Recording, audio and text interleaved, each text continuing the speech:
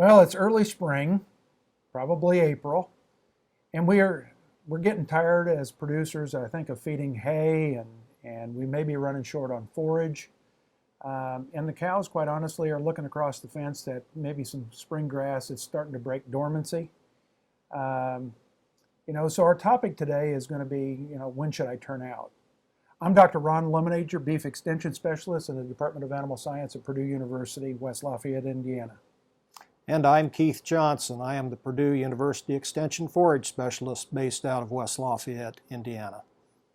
Keith, we're dressed a little different today. We are. Okay, when I got up this morning, it was cold enough to put on ski pants. Okay, when I was doing chores, and you're dressed in short sleeve shirt today. Well, I looked at the weather forecast, and they said it was going to be in the mid-60s, and I thought it'd be hot dressed like you. So yeah, we've got that time of the year that it starts cool and can get warm, but the last few weeks of this particular season, it has been extremely cold. And I'm hearing that there are some people that don't have enough hay in inventory. So let's start out then talking in this discussion about this early growing season condition and how does that affect the forages and what do we need to be thinking about?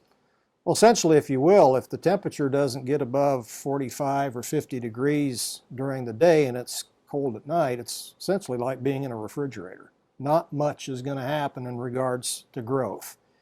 And so we need to start getting temperatures that are consistently, above 55 degrees during the day and probably not dipping below 30s at night to really have an accentuation of growth. And again, there are some seasons that we think it's time to graze, but the forage says not yet. Well, what about the ground conditions? As kind of the other piece of that, right? So what do we need to be thinking about there in terms of its effect on the plant? Well, when we have saturated soil conditions, we do have to have oxygen in that soil to have proper root growth, which then grows the forage above ground. And when the soil is saturated, there's just not much oxygen there to grow roots to start the process of growth. So the other thing is when we start early and grazing and when the soil is saturated, we can have some really extreme hoof action that can do long-term damage to those plants, maybe even more than this particular season if we're not careful. So what's the ramifications then? I mean, if I've trampled up my pastures and I've kind of hurt the growth of those plants, what's likely to happen as the season goes on with those disturbed areas of soil? Well, essentially, you have a plant that's trying to recover if we let it, but at that particular season, it's going to be one that's going to lag behind, and productivity is not going to be what it could have been if we wouldn't have been out there grazing too early on too wet a soil. Is it a likelihood that weeds will start to pop up, and now that you've kind of broken that seed surface and got down into maybe some, what we always used to refer to as a seed bank, sure, if you will? Well, weeds can be opportunistic, and when you're opening up a nice tight sod because of hoof action, it definitely does allow what seed may be in that upper few inches of soil to grow, and a good portion of that probably is going to be some weeds that we don't want to have part of our pasture. So we've got this short harvested feed, and we know that the pastures aren't quite ready for grazing. What are some options that we can do to let the grass grow, to let the soil firm up? What are some things that we can do? Well, you mentioned, kind of a delayed turnout, right? And so, I think as a producer, you've got a couple options. One of them is you can sure go out and you can buy hay, all right? I think that that's one of the expensive options, but it's sure an option. And I think, you've got to be a little bit careful of that. When you're buying hay, not only the expense, but also the forage quality that you're getting. Are you buying somebody else's weeds that are going to come back? I might have a short-term solution, but I may have a long-term problem with that. So don't just look for volume, but Yeah. look for quality of the product. I think so, and I guess I would try maybe even a low-quality forage that doesn't have weeds in it, if I could do that, because I can supplement around it, okay? That too is an expensive option, okay? I mean, the higher the quality of the hay, the closer we come to meeting the requirements of the animal, and so it's, is the combination of a low quality forage and a supplement cheaper than buying a higher quality hay to start with? So I guess I would recommend that producers, if you're buying hay in general, but particularly if you're buying hay, to get it tested, all right? So that you can minimize how much supplemental feeds you're putting into these cows to meet their requirements, and not overfeeding, but also not underfeeding, because both of those are expensive options as well. Certainly with a spring calving herd, you're going to need higher quality feed too, because they're lactating for that calf. So kind of a second option would be to limit feed hay. All right, and when you limit feed, unless it's a really, really high quality forage, you're probably going to have to supplement it as well. But it is a way to extend your forage supply.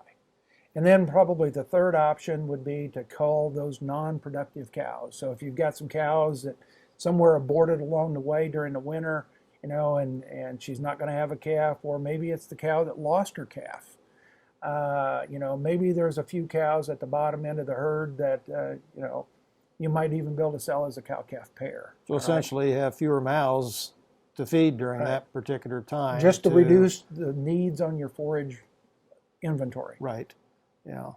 So what about, why not just feed corn? We've got plenty of corn. Couldn't that be part of the diet? Well, and corn sure is, it's been the traditional feed, okay? If you look back in time, I grew up feeding corn. That's what we did, all right? The challenge with corn is that if I feed more than about 0.3% of body weight, so a 1,200 pound cow, that's about 3.6 pounds, right? All right. When I have to go above that, I put so much starch in the rumen that it drops the rumen pH, and that is not conducive to really good fiber digestion of the forage component of the ration. So I like for producers to at least consider using a high fiber feed. And things that like soybean hulls, like corn gluten feed, or combinations of those. The challenge, I think, is that, if you feed straight corn gluten, maybe you're feeding too much protein. All right? We run that risk, and that could have some negative implications on reproduction. Right. So I like to think in terms of combinations. And here in Indiana, at least, we've got a number of our producers that are feeding a 50-50 blend of soybean hulls and gluten. That's kind of a nice utility feed, okay? I can feed it to developing heifers, I can feed it to cows, I can feed it to my bulls. Probably not a feedlot finishing ration, but it does work really, really well on the female and the reproduction side of our operation. So kind of summarize then, Ron, for producers in this cold spring, just a couple of key points related to feeding them until we do get grass that's at least 4 or 5 inches tall. Well, I think, limit feeding is sure a very viable option, to be able to stretch that supply. Yes, I'm probably going to, more than likely, unless my hay quality is really, really high, I'm probably going to have to think about supplemental feeds. I would prefer, okay, if that number gets up above, 3.5, 4 pounds of needed supplement, then we probably start to think about more of a high fiber supplement as opposed to just pure corn. Right. Oh, very good.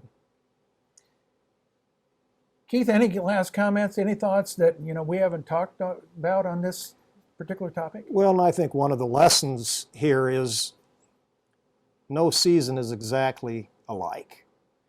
You'll find that some years that you'll be turning out 10 days earlier than what you might think it ought to be, and some days it's going to be 2 weeks extended, and it all depends what Mother Nature provides in terms of moisture and temperature, and so one needs to be aware, and so don't necessarily live by the calendar to a fault, but certainly take into consideration the growth of the grass in terms of the right turnout time. I agree. Well, I think that wraps up our discussion of when producers should consider turnout to pasture at the beginning of the grazing season, and we thank you for joining us.